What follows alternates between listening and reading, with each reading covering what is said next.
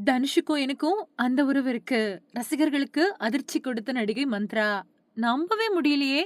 1990கள்ல தமிழ் சினிமாவுல ரொம்பவே பிரபலமா இருந்த நடிகைகள்ல ரொம்ப முக்கியமானவங்க நடிகை மந்த்ரா. எப்படி ரம்பா ஒரு தொடையழகி அப்படின்னு எல்லாராலயும் அழைக்கப்பட்டாங்களோ, அதே மாதிரி ஒரு தொடையழகியா அப்போ இருந்துட்டு வந்தவங்க தான் நடிகை மந்த்ரா. அப்போதைய காலகட்டத்துல பெரிய நடிகையா இருந்தாலும் கூட 2000வது வருஷத்துக்கு பின்னாடி இவங்களுக்கான வாய்ப்புகள் அப்படிங்கிறது குறைய ஆரம்பிச்சது. 2000க்கு பின்னாடி தமிழ் சினிமாவுல நெறைய மாற்றங்கள் ஏற்பட்டுச்சு. அப்போ நெறைய பேருக்கு வாய்ப்புகள் அப்படிங்கிறதே கிடைக்காம போச்சு. அப்படியாக வாய்ப்பு இழந்த ஒரு சில நடிகைகள்ல மந்த்ராவும் முக்கியமானவங்க. 90கள்ல இவங்க ரொம்பவே கவர்ச்சியான ஒரு நடிகையா நடிச்சுட்டு வந்தாங்க.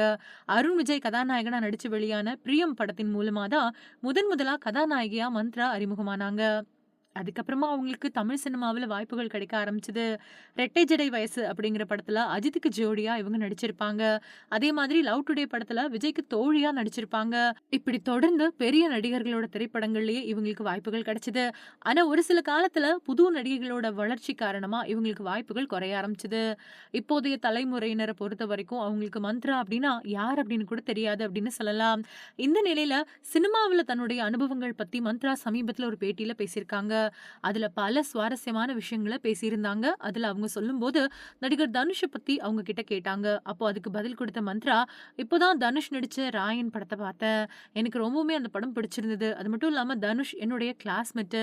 நானும் அவரும் ஸ்கூல் பருவத்துல ஒண்ணா தான் படிச்சோம்." அப்படின்னு மந்த்ரா சொல்லியிருக்கிறது நெறைய பேருக்கு அதிர்ச்சிய ஏற்படுத்தியிருக்கு.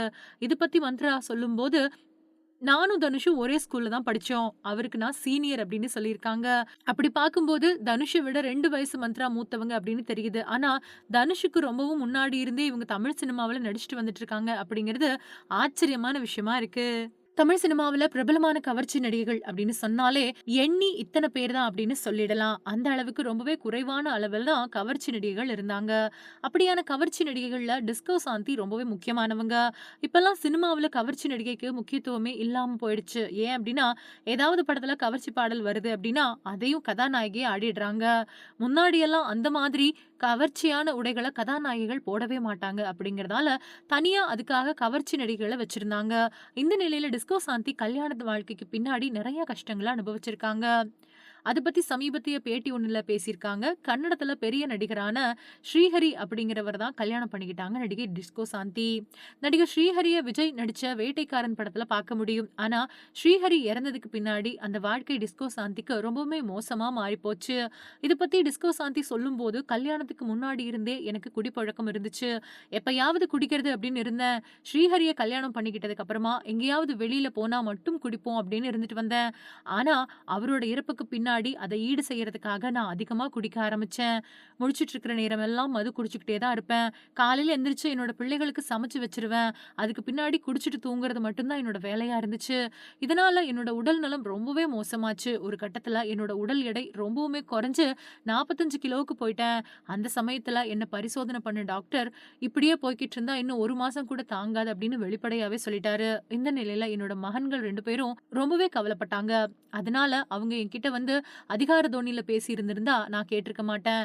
ஆனா அவங்க 2 பேரும் என்கிட்ட கண் கலங்கி நின்னாங்க. "நீ இப்படி உடல் முடியாம போய் இறந்து போயிட்டா, எங்கள யார் பார்த்துக்குவாங்க? எங்களுக்காக யார் இருக்காங்க? இந்த சமயத்துல கூட யாரும் சொந்தக்காரங்க அப்படின்னு வரவே இல்லையே" அப்படின்னு கேட்டாங்க. அவங்க சொன்னது உண்மதான். அத யோசிச்சேன்னா, அதுக்கு பின்னாடி குடிக்க வேணாம் அப்படின்னு முடிவு பண்ணியிருந்தேன். அப்படி முடிவெடுத்து 3 வருஷத்துக்கு மேல ஆயிடுச்சு. இப்ப வரைக்கும் ஒரு தடவ கூட நான் குடிக்கவே இல்ல அப்படின்னு சொல்லியிருக்காங்க டிஸ்கோ சாந்தி.